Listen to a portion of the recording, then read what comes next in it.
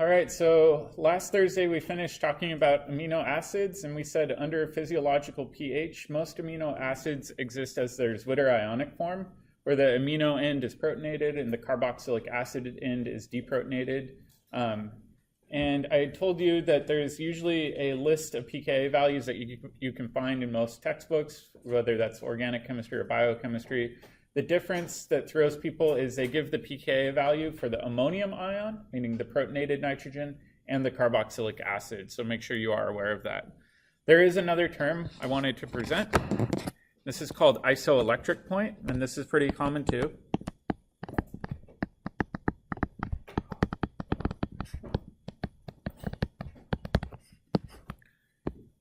And the isoelectric point is the pH at which the Zwitter ionic form is at the highest concentration.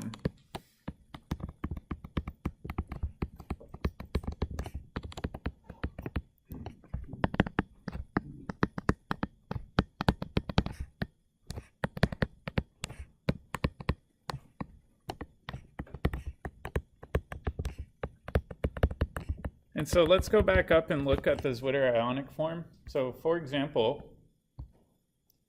if we look at just a generic amino acid, let's say it's at a really low pH. So pH of, let's say, 1.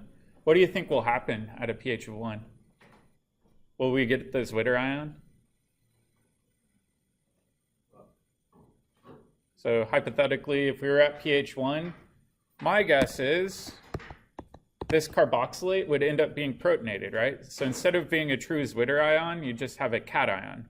So the pH does change the form that you do get out. Under really low pH, you tend to get the cation, and under really high pH, you tend to get an anion. So the isoelectric point is basically saying the pH where it's in between, and you get the highest amount of your Zwitter ionic form, where you have both the negative and positive. Luckily, it's pretty easy to do the math for this. And the symbol for this is Pi. That's the isoelectric point.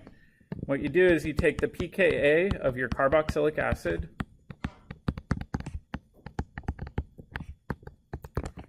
plus the pKa of your ammonium ion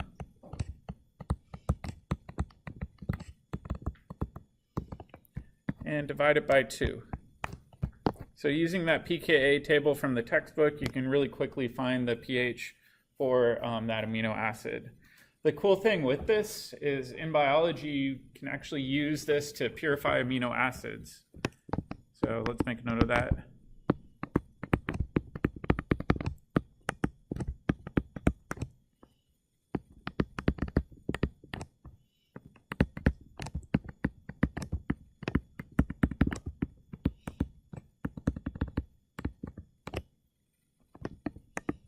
Using gel electrophoresis. Oh.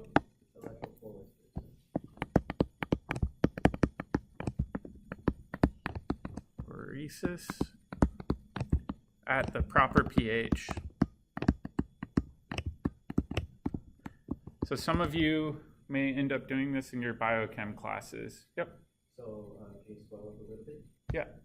Amino and sap, sometimes you would say if a pH is 7 or pH is 14, what would the Zwitter ion look like?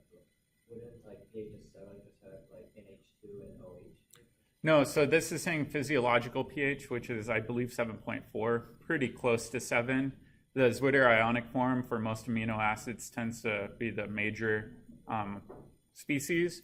At a really low pH, what you end up doing is protonating that carboxylate, so the oxygen is an OH, but the NH3 still is positive.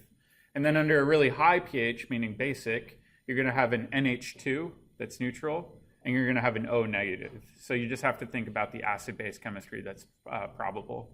So going back to first term.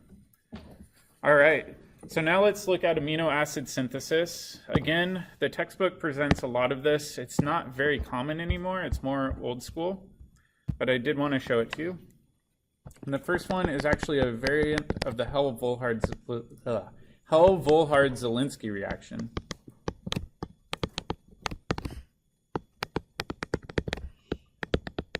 And if you remember, we covered that in chapter 22.2. And in the Hell-Volhard-Zielinski reaction, you had a carboxylic acid, and our goal was to do alpha bromination. Now let's see who remembers the reagents we need here. It was a two-step reaction. What did we need for step 1? PBr3 and elemental bromine. And then to quench it and go back to your carboxylic acid for step 2, you need water. So that's the first step in this. One problem with this is you end up with a racemic mixture.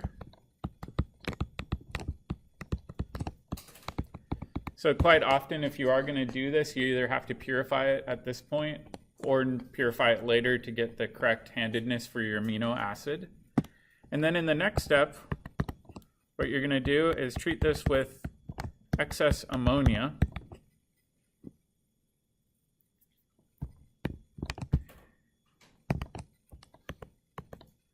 Actually going to turn this into a two-step reaction.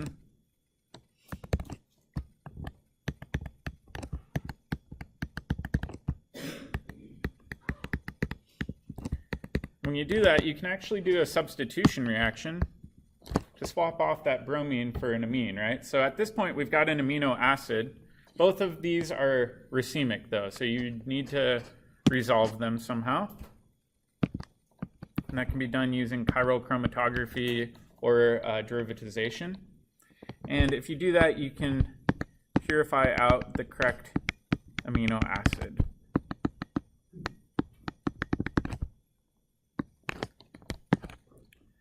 I will be honest with you, this sort of procedure is rarely carried out because you can just buy all of these amino acids in bulk for pennies, so they are very cheap. However, this was how they were originally made, and you do have to go through the synthetic route if you're working with unnatural amino acids.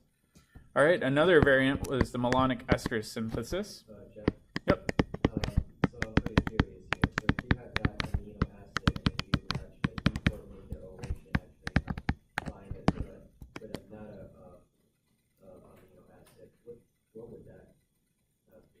So we'll talk about formation of polypeptides in a second. Right now, we're just looking at formation of individual amino acids. So we will get into that, though. All right, the next one we looked at was the Malonic ester synthesis, and this can also be used to make amino acids.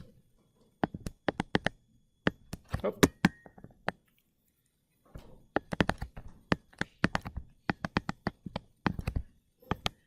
And in order to do this, what you're going to usually work with is a variant of diethyl malonate.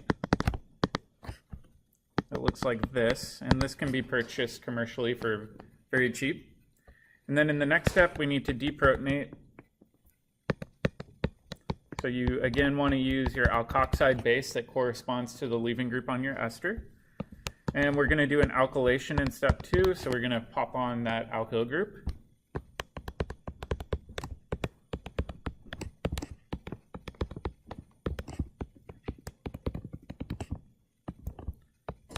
All right. So now we're almost there. We've got our alkyl group on there. Now what we're going to do is treat this with strong acid and heat. So the question is, what's going to happen if we treat this with strong acid? We saw previously that each of these will be changed into what? Yep, so these will get turned off or converted into an OH. And in addition to that, what will happen to this whole group? It'll fall off and form CO2, right? So this whole side will get lost as CO2. I'm just going to erase this. And then over here, this will go into a OH.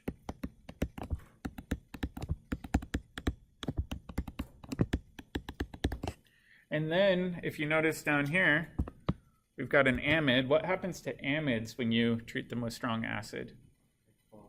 Yeah, they'll hydrolyze as well. So this will fall off.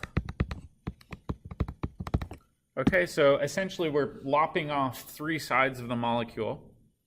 So now when you do this,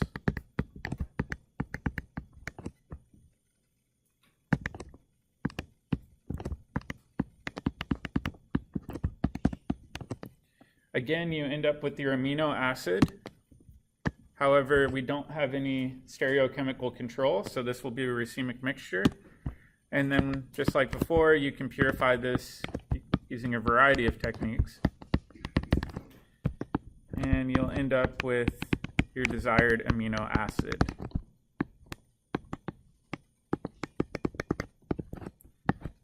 This isn't the best in terms of atom economy, but procedurally, it's really not that hard to carry this out. All right, there's a couple more I did want to show you. So let's go to the next one. The next one is called the Strecker synthesis.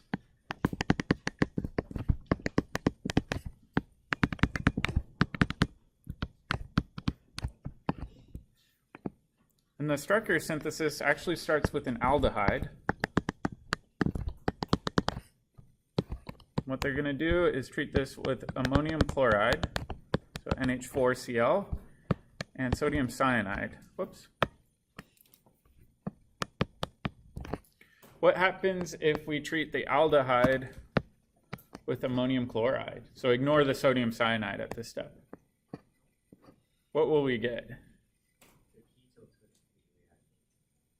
So we've got the aldehyde. Ammonium chloride, if you think about it, is basically the same thing as writing H plus NH3, right? So that's ammonium chloride in kind of its most generic form. So what will happen to the aldehyde? What's that? It'll protonate the aldehyde, and then what will the amine do? It'll attack in, and then you'll form your imine, right? So just like we saw in our aldehyde and ketone chapter, you can form an imine or an iminium ion. So in this case, we're getting the iminium ion because we're running this under relatively acidic conditions. However, before you can really trap this, it's going to react with your cyanide. And cyanide is a pretty good nucleophile. So this is going to attack, kick up electrons.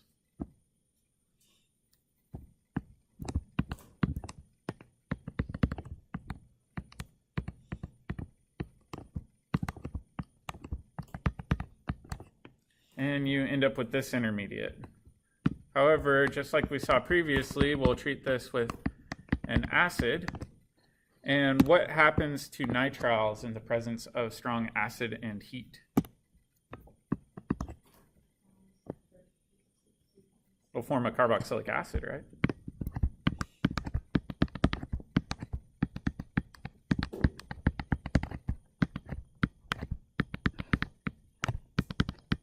So this is variation of chemistry we've already seen. Just like before, though, we've got our amino acid, but it is racemic. So what you can do is purify your amino acid that you just made and get the correct stereoisomer that you need out. So that's another way that's sometimes seen for making custom amino acids. The reality is these first three really aren't that common anymore, so I'll show you the more modern one. However, the more modern one is pretty complicated. So let's take a look at the more modern one.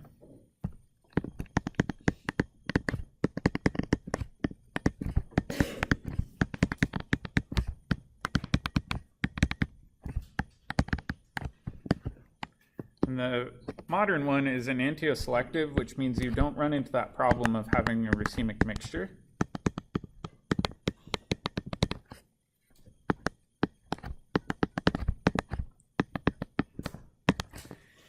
So you can buy this carboxylic acid derivative with a variety of different R groups on there. And those are commercially available.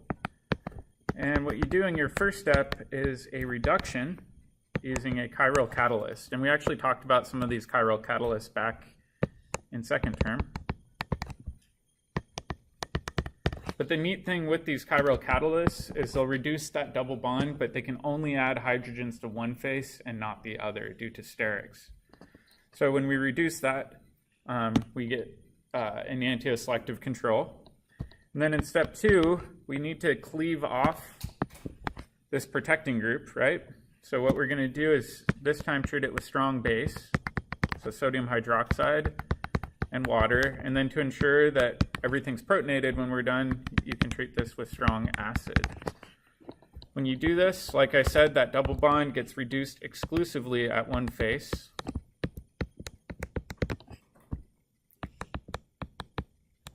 Which means you can isolate your amino acid in its pure form. Why might this be more ideal, just practically speaking?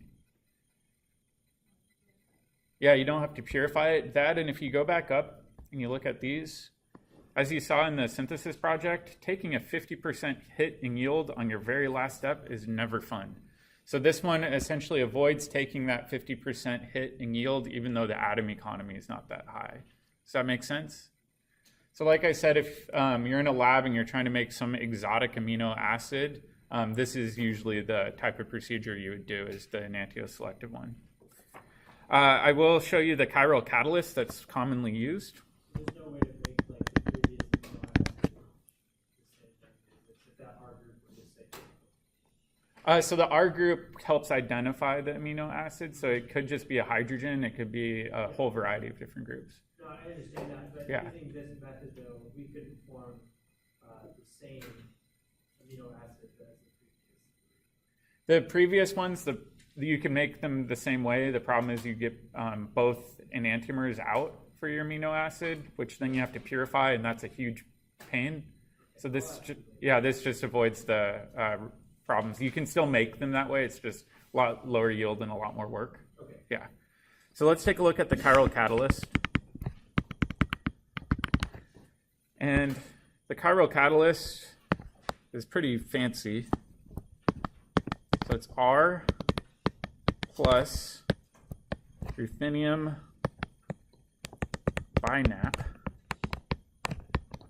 Cl2. So it's a bit of alphabet soup there. But I'll start off by showing you what the binap ligand looks like. So this is shaded right there. And then down here we have a single bond.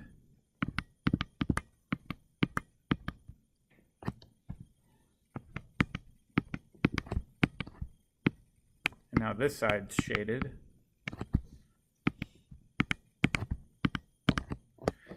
And this is the binap ligand.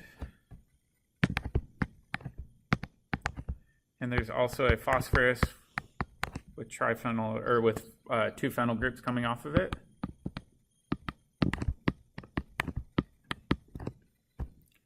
And these phosphorus atoms will coordinate to ruthenium. And to show that coordination, it's often done with arrows or bond lines. It's fine either way. But the neat thing with this is it has something called axial chirality. If you remember way back to first term, we started looking at allenes where you had double bonds attached to the same carbon atom, and we said that that's an example of something being chiral, even though it has no stereocenters, right? If we look at this, there's no stereocenters in there. What's happening is those two aromatic rings can't actually be in the same plane. They run into one another, so they actually kind of cock out of plane with one another into almost like an X shape. And that has chirality associated with it, and it can transfer that chirality through the hydrogenation to your amino acid. Does that make sense? It's pretty advanced, but if you go on and take inorganic chemistry, you will run into a lot of these exotic metal catalysts. The one big downside to using these is ruthenium is crazy expensive, so it's not cheap to make these. However, a lot of companies will actually recover their catalyst and reuse them over and over again.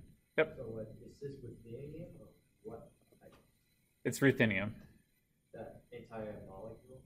No, just ruthenium right here is the metal center. The binap is a ligand that coordinates with the metal, and if you take inorganic chemistry, you'll talk more about ligand chemistry. We just don't have time here. All right, so far we've only looked at regular amino acids. Regular amino acids are interesting, but more interesting is building things with them, specifically building peptides. So let's take a look at a lot of the peptide syntheses. And I wanted to start off with some problems. So problem number one,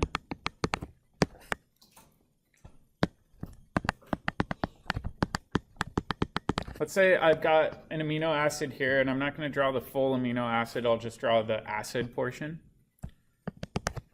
And then a second amino acid over here. What's going to happen if I try to cross-link these, as shown? Right, so this is amino acid 1, and I'll call this amino acid number 2. What will happen if you mix these together? Fastest reaction in chemistry? Acid-base chemistry, right? We've got an amine, that's a base. We've got a carboxylic acid, that's an acid. The only thing that'll happen here is a proton transfer.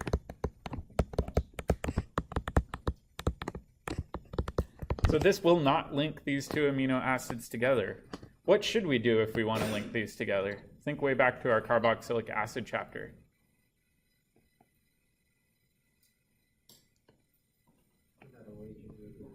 Yeah, right now this is a bad leaving group. Let's turn this into a good leaving group.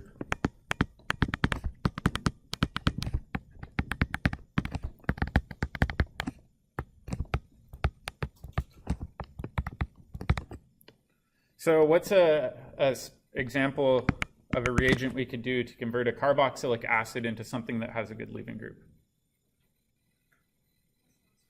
Yeah, SOCl2, thionyl chloride. We'll turn that into an acid halide. We know we can do acyl substitution with acid halides, no problem. That's not super common for making peptides because they tend to be rather fragile and you sometimes have other nucleophiles present. Instead, a whole generation of peptide coupling reagents have been developed.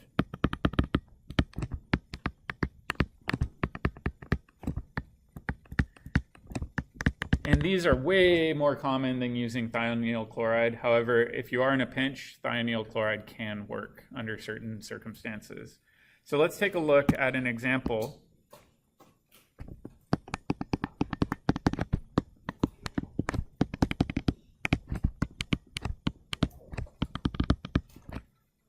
And this reagent's pretty neat, so I'll show you the full mechanism for it. And this one still is used all the time in chemistry labs, so it's more relevant. But what you do is you start out with your amino acid, and then you have your peptide coupling reagent. Looks like this. This reagent is called dicyclohexyl carbodiimide.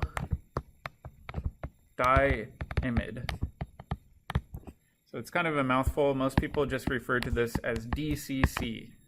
There are a lot of peptide coupling reagents that look like this, but maybe instead of cyclohexyl group, they have isopropyl groups or so on. So those cyclohexyl chains can be varied for a wide variety of different functional groups.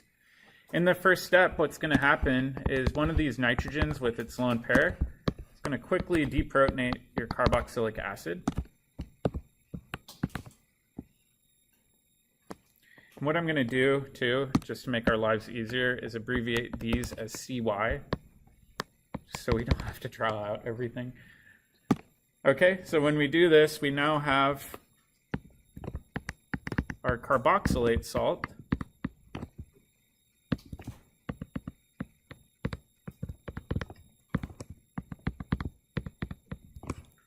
plus our protonated carbodiimide. Looks like that. And now our carboxylate salt can actually attack that carbon, pick up electrons to that nitrogen.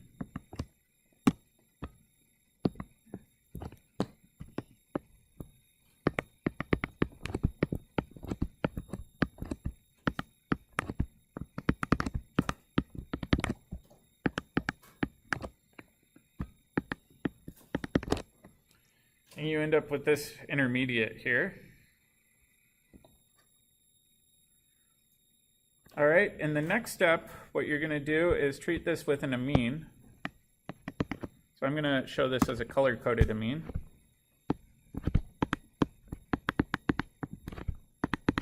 And this amine, I'll color code as blue. This can actually attack into the carbonyl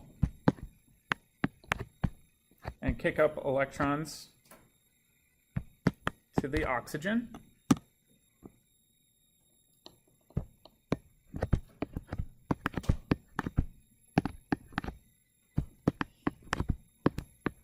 Sorry, I'll go ahead and add in the amine in a second here.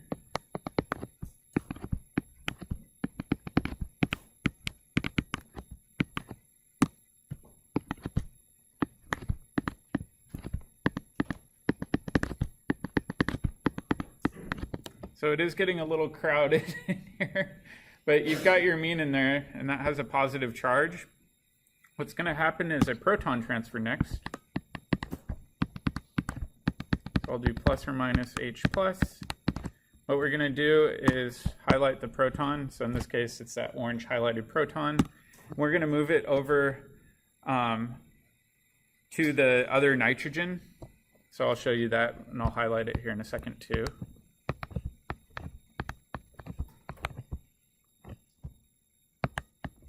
Actually, I'll keep that color coded as well.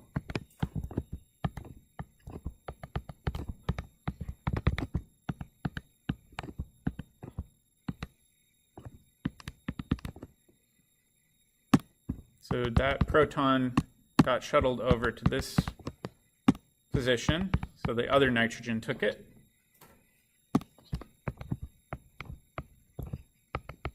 And now our amine that was shown in blue is now neutral.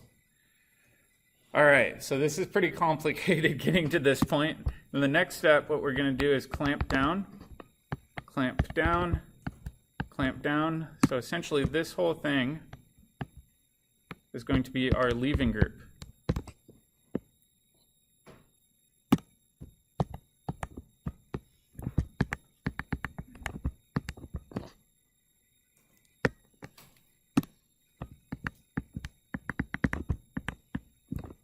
So when we did this, we were able to make our amino acid, and our amino acid has a new peptide bond.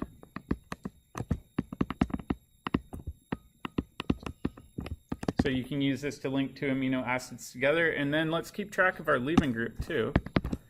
Our leaving group is pretty interesting.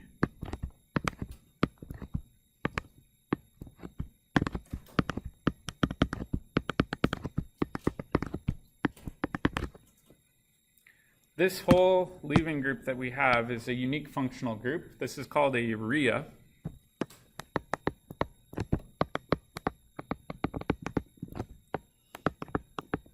And one reason that these are so nice is you can actually get rid of this leaving group by doing a simple aqueous extraction using an organic solvent of water. So you can really quickly link an amino or a carboxylic acid and an amine, make a new peptide bond, and then wash away your byproducts very quickly. So this is still very commonly done in organic chemistry labs. Yep. When the protons transfer, why doesn't the protons move to the oxygen? That's a good question. So the question was, in the proton transfer shown above, why doesn't the highlighted proton move to the oxygen? The reality is, in equilibrium, that does occur. It just doesn't take you in any sort of forward progress. Where moving it to that other nitrogen does allow it to turn into a good leaving group. So it's more the fact that equilibria can be messy, and you've got a lot of different proton transfers occurring in equilibrium, some of which just don't take you anywhere. Yep. It's more like a biology question. Is that similar to like Not quite. That's a different metabolic process. Yeah. Good question, though. All right, so that solved that one problem of turning OH into a good leaving group. You can tell by the arrow pushing it's fairly complicated, but procedurally it's very easy to carry out. Let's take a look at the second problem now, because nothing's easy.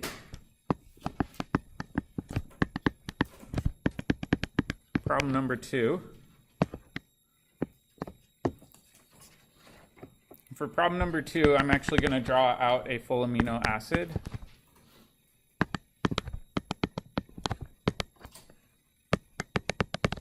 This time I'm not going to worry about stereochemistry, just to keep things simple. So let's say I've got this black amino acid, and I want to react it with this blue amino acid.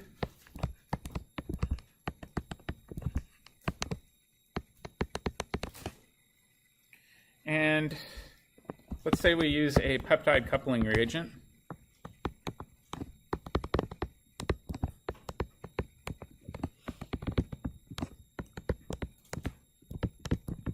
So an example of that we just saw was DCC. Are we going to get one product out? How many products do you think we will get out? It's a little bit tricky, right? So let's think about it this way. We could have one. Whoops.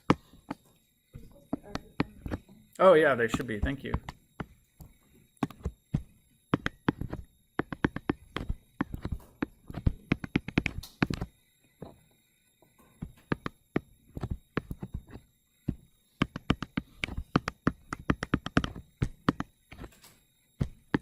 There could be one where two black amino acids couple together.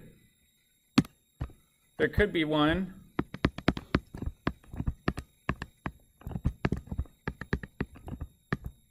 whoops, excuse me.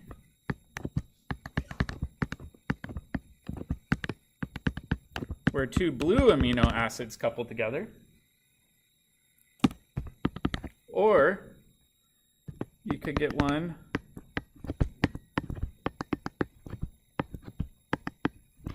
where a black amino acid reacts with a blue amino acid, like that. Or you could have one where a blue amino acid, whoops, sorry, that should be a single bond, reacts with the black one.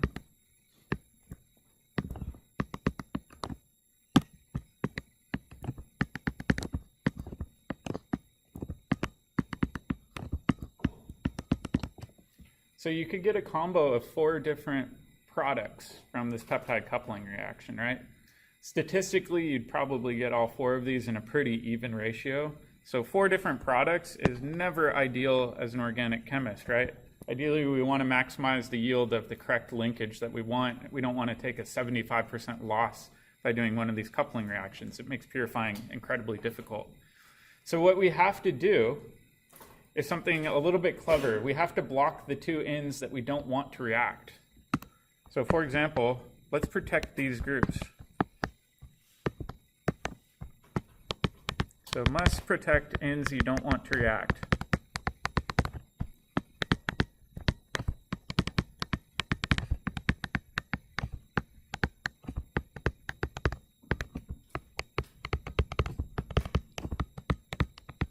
Otherwise, you run into the 4-product problem.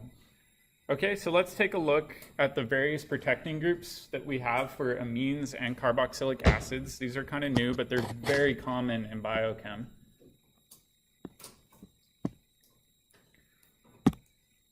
So let's start off with protecting groups for amines.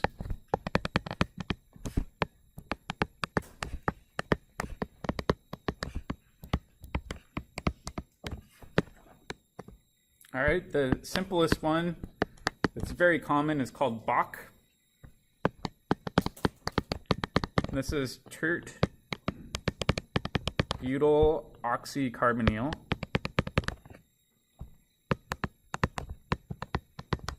However, most people just call it BOC. It's way easier to say. And the BOC protecting group looks like this.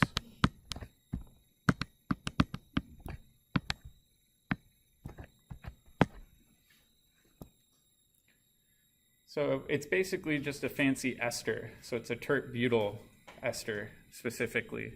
So let's take a look at how this is used. So let's say I've got my black amine.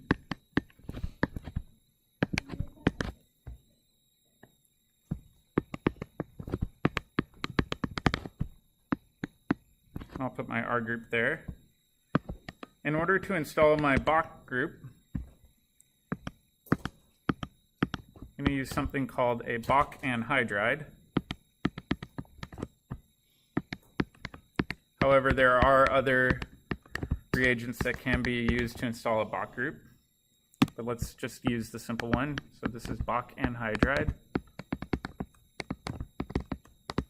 The acronym for this is BOC2O, because essentially we've got a BOC group here and a BOC group over here, right? So it's 2 BOC groups with a central oxygen, so BOC2O is pretty common for BOC anhydride. And now what we can do is we can protect exclusively this nitrogen. It won't do anything with the carboxylic acid. So now go ahead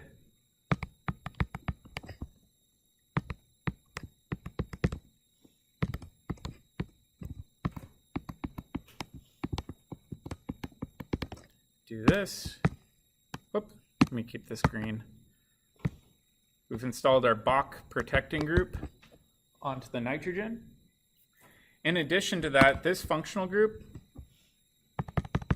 I'm just going to highlight it, where you have a nitrogen on one side of the carbonyl and an oxygen on the other, is kind of half ester, half amide. What these are commonly referred to as is a carbamide.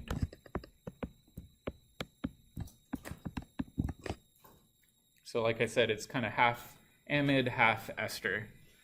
All right, the cool thing with this is that Bach protecting group prevents that nitrogen from really doing much acid-base chemistry. It doesn't behave like any sort of normal amine because it's really more of an amide at this point. So what we can do is theoretically do all the chemistry we want with it, and then when we're ready, we can pop it back off and then go right back to our starting material. If we want to do that, we have to use a special acid.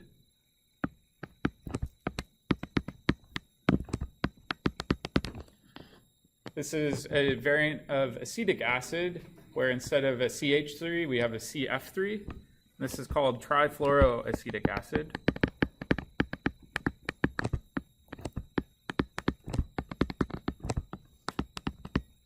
Also known as TFA. Why might we use this acid rather than normal acetic acid? Anybody know? Think back to first term. Is this more or less acidic than acetic acid? More acidic, right? We've got a lot of induction from those fluorines, so this has a lot more power than regular acetic acid. I think regular acetic acid's pKa is about 5. This is around 1. So it's 4 orders of magnitude more acidic than regular acetic acid. All right, so this is the common technique for adding and removing a protecting group for amines. Like I said, sometimes you'll see it with the full bond line structure. Other times you'll just see it written as Bach. And if you see Bach, just think amine protecting group. All right, let's take a look at the protecting group for carboxylic acids.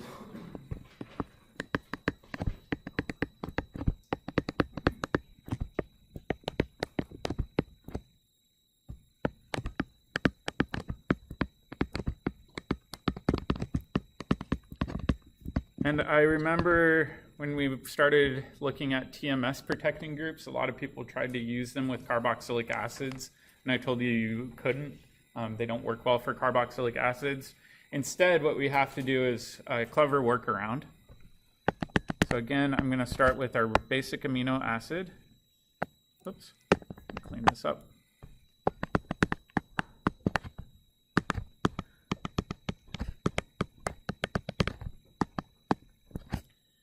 And this is way easier. What we're going to do is treat this with catalytic acid and benzyl alcohol.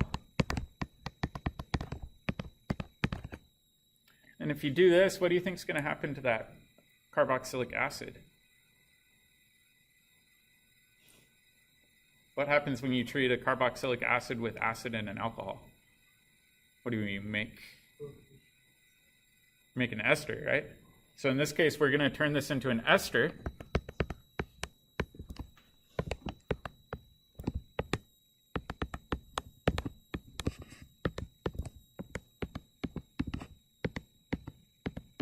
And an ester can't do proton transfers anymore like a carboxylic acid. They're relatively stable. So this is called a benzyl protecting group.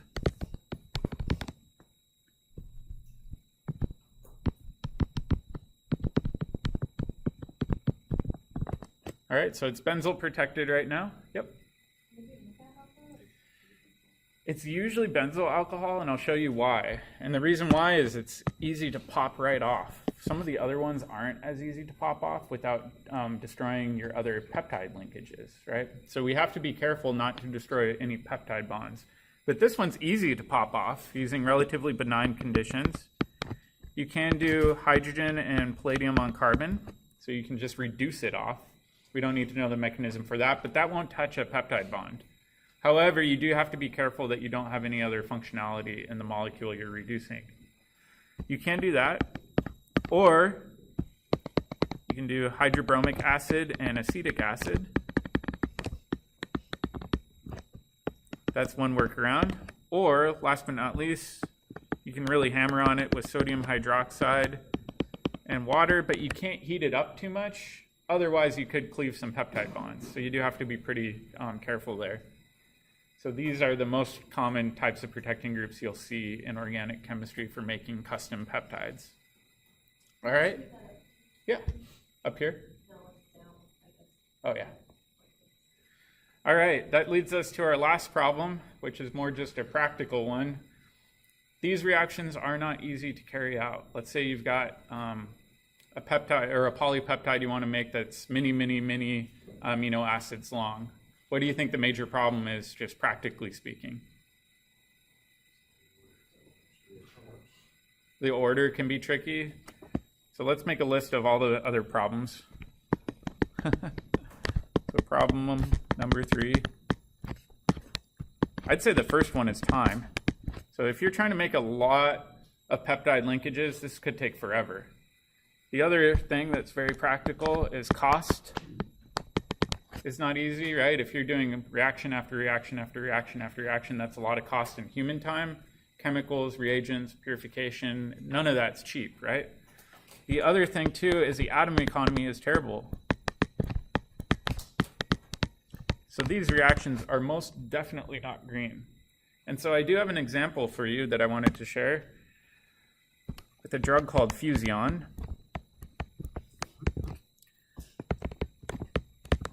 And it's an HIV drug. I think it's made by Roche. This is like the best anti-HIV drug that we have on the market. In fact, this is our last resort drug for people that are HIV positive.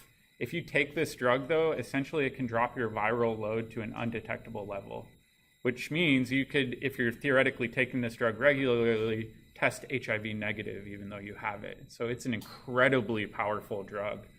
The problem is this drug is a custom polypeptide, and it's made of 36 amino acids.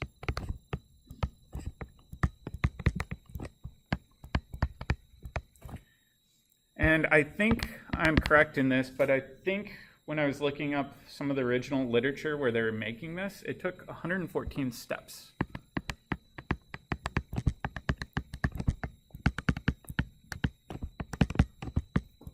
All right, so you thought you had it bad with the synthesis project. These guys had it way worse. All right, to put this into perspective, if every reaction had a 95% yield, which I would argue is pretty dang good to get consistent 95% yields, what do you think the overall percent yield would be?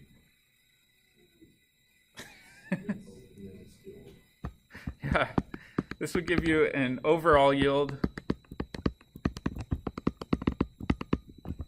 of 0.3%. So pathetically small, right? Because 95 times, or sorry, 0.95 times 0.95 times 0.95, 114 times, quickly eats into itself. The problem is this drug, if you're a consumer that needs to take it, you need to take, I believe, 180 milligrams a day, which is a pretty sizable amount for any drug. So they need to make this by the ton. That's not easy when you're losing that much. So what we'll talk about tomorrow is some of the more modern techniques for making these custom polypeptides. But the short answer is we've learned a lot, and typically most of this work is automated today because robots are cheap to operate. They make fewer mistakes. They have higher yields. You can recycle solvents. They just work a lot better than human beings. So we'll talk about that tomorrow in more detail. All right, good luck studying.